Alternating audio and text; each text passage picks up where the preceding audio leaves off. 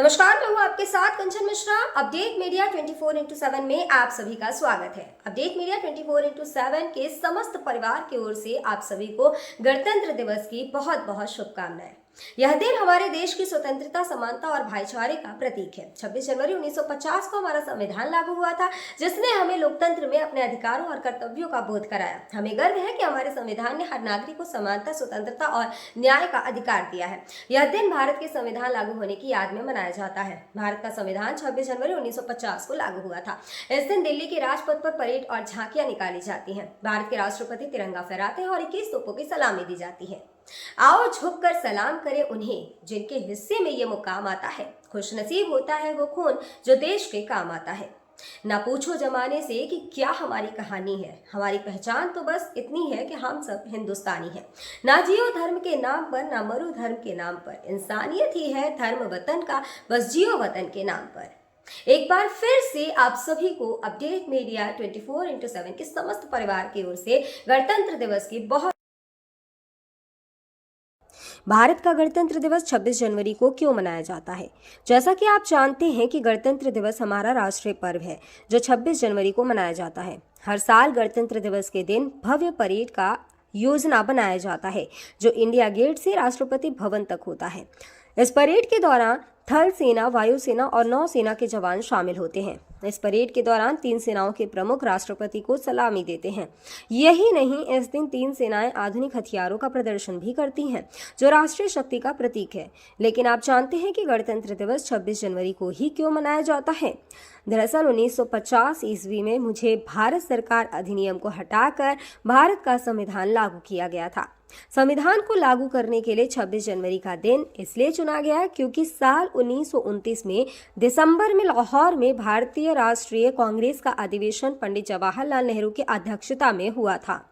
इस अधिवेशन में प्रस्ताव पारित कर इस बात की घोषणा की गई कि यदि अंग्रेज सरकार द्वारा 26 जनवरी 1930 तक भारत को स्वतंत्र देश का दर्जा नहीं दिया गया तो भारत को पूर्ण रूप से स्वतंत्र देश घोषित कर दिया जाएगा। जब अंग्रेज सरकार ने कुछ नहीं किया तब कांग्रेस ने 26 जनवरी 1930 को भारत को पूर्ण स्वराज घोषित कर दिया। 26 जनवरी 1950 के दिन सुबह 10:18 पर भारत एक गणतंत्र बना। इसके 6 मिनट बाद 10:24 पे राजेंद्र प्रसाद ने भारत के पहले राष्ट्रपति के रूप में शपथ ली। इस दिन पहली बार बतौर राष्ट्रपति डॉक्टर राजेंद्र प्रसाद बग्घी पर बैठकर राष्ट्रपति भवन से निकले थे। इस दिन पहली बार भारतीय सैन्य बल की सलामी ली। पहली बार उन्हें गॉड ऑफ स्वामित्व दिया गया था। गणतंत्र दिवस के दिन भारत में राष्ट्रीय अवकाश भी घोषित किया जाता है। यह हमारे देश के लिए बेहद ही खास पर्व है। साथ ही यह हमारे लिए बेहद ही गर्व का विषय है कि हमारे राष्ट्र को एक गणराज्य के रूप में स्थापित हुए 76 वर्ष पूरे हो चुके हैं। देश की संप्रभुता और एकीकरण को दर्शाने वाला यह त्योहार हर भारतीय के मन में देशभक्ति की भावना का संचार करता है। 26 जनवरी 1950 21 तोपों की सलामी के साथ तिरंगा फहराते हुए राष्ट्रपति डॉक्टर राजेंद्र प्रसाद ने स्वतंत्र भारत का स्वनिर्मित संविधान लागू किया। भारत के नए युग की शुरुआत के साक्षी देशवासियों सहित सी गोपालाचारी, जवाहरलाल नेहरू, सरदार पटेल जैसे गणमान्य बने। मात्र 3 साल पहले आजादी की सुबह देखने वाले देश ने अपना संविधान बनाकर विश्व को अपनी संप्रभुता का परिचय दिया। हालांकि ये डगर इतनी आसान नहीं थी। इतिहास के पन्नों को टटोले तो मालूम होता है कि स्वराज के साथ ही अपने संविधान, हक और हुकूम की लड़ाई बेहद चुनौती भरी थी। दरअसल अंग्रेजों की गुलामी से त्रस्त देशवासियों को प्रथम विश्व युद्ध के दौरान एक सुनहरा अवसर हाथ लगा जब ब्रिटेन की ओर से मदद की गुहार लगाई गई। भारतीयों ने सहर्ष प्रस्ताव स्वीकार किया और वर्ल्ड वॉर में ब्रिटेन के साथ खड़े नजर आए। यह उद्देश्य के साथ कि उन्हें आगे चलकर अंग्रेजों की हुकूमत से आज़ादी मिल जाएगी। लेकिन एक बार फिर अंग्रेज अपनी बात से पलटते नजर आए और आज़ादी के बदले लेकर आए भारत सरकार अधिनियम 1919। इस अधिनियम का असर ये रहा कि देश के कुछ बड़े प्रांत में दोहरी शासन प्रणाली व्यवस्था लागू हुई।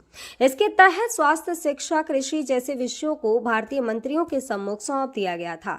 वहीं दूसरी तरफ से सैन्य, रक्षा और विदेशी मसले जैसे अहम मुद्दे वायसराय के अधिकार क्षेत्र में रहे। इसके अनुरूप भारतीयों को यह आश्वासन दिया गया कि इस अधिनियम से पड़ने वाले प्रभावों का विषय में भविष्य में आकलन किया जाएगा। अंग्रेजों के इसी कदम ने जमीन तैयार की साइमन कमीशन की। जो साल 1928 में भारत की धरती पर दाखिल हुआ। साइमन कमीशन ने बड़े ही नाटकीय अंदाज में संवैधानिक सुधारों की समीक्षा कर अपनी रिपोर्ट तैयार की। लेकिन अब समय बदल गया है। अब देशवासी अंग्रेजों के बहकावे में नहीं आने वाले थे, क्योंकि स्वराज के साथ साथ अपने संविधान की मांग भी धीरे धीरे देशवासियों के मन में परवान चढ़ने लगी थी। साइमन कमीशन रिपोर्ट के बाद देश भर में जमकर आंदोलन हुए। इसे शांत करने के लिए ब्रिटिश सरकार ने राउंड टेबल कॉन्फ्रेंस का आयोजन किया। हालांकि देश के सभी वर्ग के नेता इसमें शामिल नहीं थे, इसलिए ये एक असफल प्रयास सिद्ध हुआ। लेकिन जहां एक तरफ ब्रिटिश हुकूमत भारतीयों के इरादों को एक बार फिर भुलाने के जद्दोजहद में लगी थी, तो वहीं दूसरी तरफ देश के वीर सपूतों ने अपने संविधान का खाका तैयार भी कर लिया था। साल 1928 में मोतीलाल नेहरू सहित 8 कांग्रेस नेताओं ने एक संविधान का मसूदा तैयार किया, जिसकी नींव 1921 में भारतीय राष्ट्रीय कांग्रेस के कराची अधिवेशन में तय की गई थी।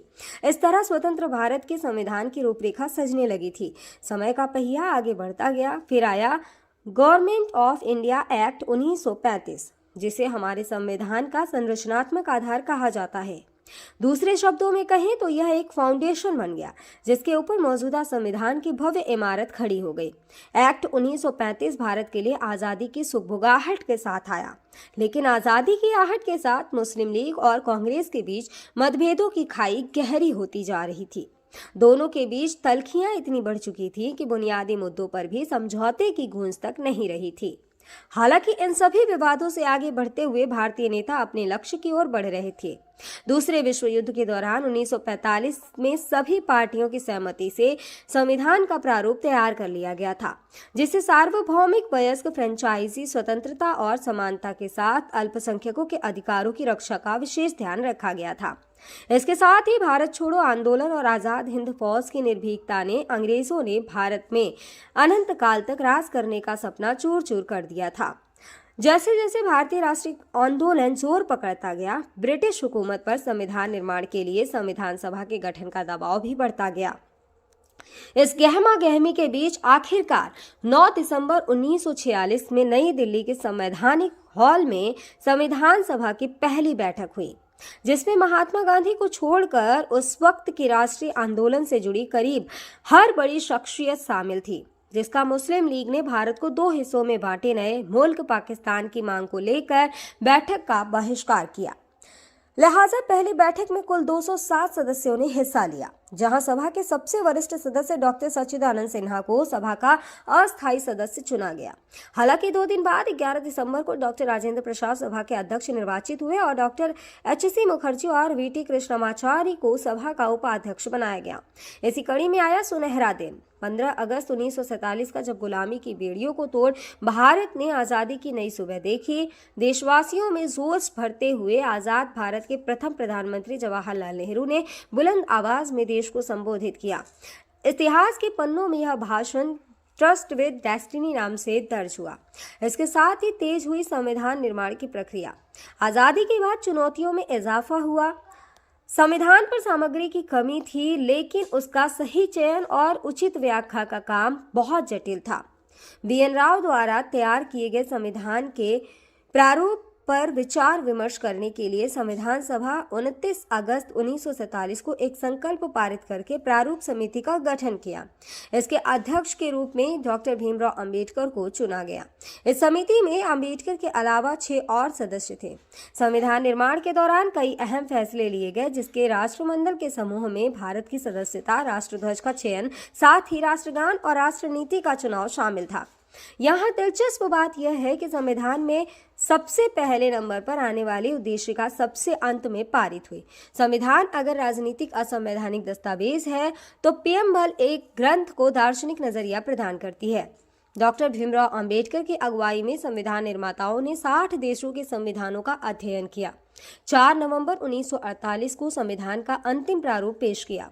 संविधान तैयार करने के बाद मुश्किल खड़ी हुई कि इसे सुंदर अक्षरों में पिरोकर कैसे संजोया जाए। इस उधेड़-बुन के बीच प्रेम बिहारी नारायण रायजादा का नाम सामने आया, जो कि अपने दौर के सबसे विख्यात कैलीग्राफर थे। उसके बाद भारत का संविधान प्रेम बिहारी नारायण रायजादा सुलेख फॉन्ट में लिखा गया। उसके प्रत्येक पृष्ठ को नंदलाल बोस के मार्गदर्शन में शांति निकेतन के कलाकारों द्वारा अलंकृत किया गया। इस तरह कुल 2 साल 11 महीने और 18 दिनों में विश्व के सबसे बड़े लोकतंत्र का स्वनिर्मित संविधान बनकर तैयार हुआ। आधिकारिक तौर पर 26 नवंबर 1949 को संविधान को पारित किया गया, जिस पर संविधान समिति के 15 महिलाओं सहित 284 सदस्यों ने हस्ताक्षर किए। वहीं संविधान लागू करने के लिए 26 नवंबर को चुना गया, क्योंकि 26 जनवरी 1930 को भारतीय कांग्रेस के लाहौर अधिवेशन में पूर्ण स्वराज का प्रस्ताव रखा गया था। इतिहास में इसे प्रथम स्वतंत्रता दिवस के रूप में भी जाना जाता है। यही कारण है संविधान लागू करने के लिए भारत के प्रथम स्वतंत्रता दिवस यानी 26 जनवरी को चुना गया। 26 जनवरी 1950 दिल्ली की सर्दी को देशभक्ति मात दे रही थी, जब राजगोपालाचारी ने अपने शब्दों में भारत को संप्रभु लोकतांत्रिक गणतंत्र घोषित किया। इसके बाद डॉक्टर राजेंद्र प्रसाद को भारत के पहले राष्ट्रपति की शपथ दिलाई गई। उसके बाद सार्वजनिक समारोह की शुरुआत हुई, जिसमें राष्ट्रपति डॉक्टर राजेंद्र प्रसाद और मुख्य अतिथि इंडोनेशिया के अध्यक्ष सुकर्नो हुए और मुख्य अतिथि इंडोनेशिया के अध्यक्ष सुकर्नो भी शामिल हुए। इसी तरह दिनांक 26 जनवरी 1950 इतिहास के पन्नों में स्वर्णिम अक्षरों में दर्ज हो गया। ग्राम न्योरिया खुर्द ब्लॉक मरौरी जनपद पीलीभीत प्रधान खेमकरण और प्रतिनिधि डोरीलाल की ओर से समस्त गांव वासियों, नगर वासियों और देशवासियों को गणतंत्र दिवस की बहुत बहुत शुभकामनाएं। और साथ ही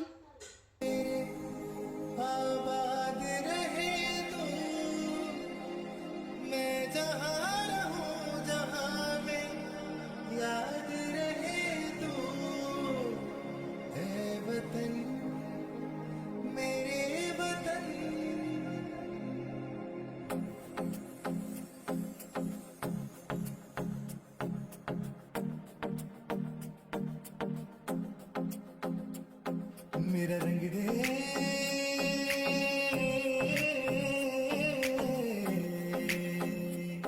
मेरा रंग दे बसंती चोला माए रंग दे, मेरा रंग दे बसंती चोला माए रंग दे, मेरा रंग दे बसंती चोला रंग दे। चीन के बाद अब भारत में भी एचएमपीवी ने दस्तक दे दी है। भारत में एचएमपीवी के 2 केसेस मिले हैं, जिसके बाद लोगों के मन में डर और सवाल पैदा हो गए हैं। सवाल ये कि एचएमपीवी वायरस क्या है, एचएमपीवी वायरस के लक्षण क्या है, एचएमपीवी वायरस से कैसे करें बचाव और क्या एचएमपीवी कोई नया वायरस है। अगर आपके मन में भी ये सवाल है तो यहाँ आपको हर सवाल के जवाब मिल जाएंगे। चीन में ह्यूमन मेटान्यूमो वायरस की वजह से वायरल बुखार श्वसन संक्रमण के बड़े मामले सामने आ रहे हैं। कर्नाटक में 2 मामले सामने आए हैं, जिनमें बेंगलुरु में भी 8 महीने की बच्ची में इस वायरस के संक्रमण का मामला सामने आया है। अब सवाल ये है कि आखिर एचएमपीवी क्या है।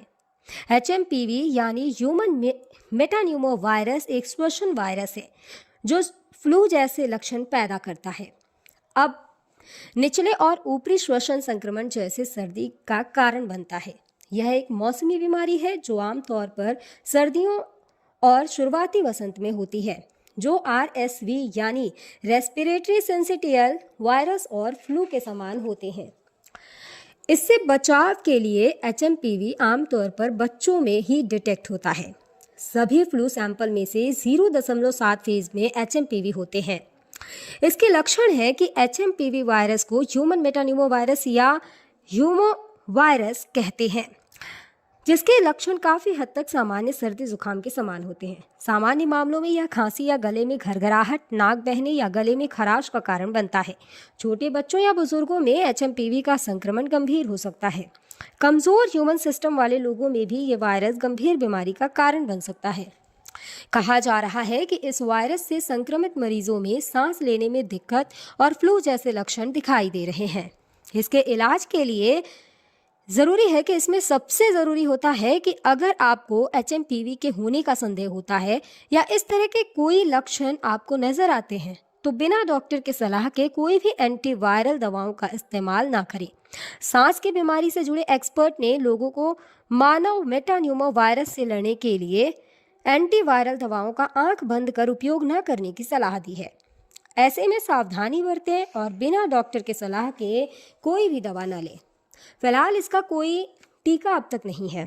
इसके लक्षण जैसा हम पहले ही बता चुके हैं कि सर्दी जुकाम होते हैं। 2023 में England, Britain, Finland, Australia, Canada, America और चीन में HMPV का पता चला था।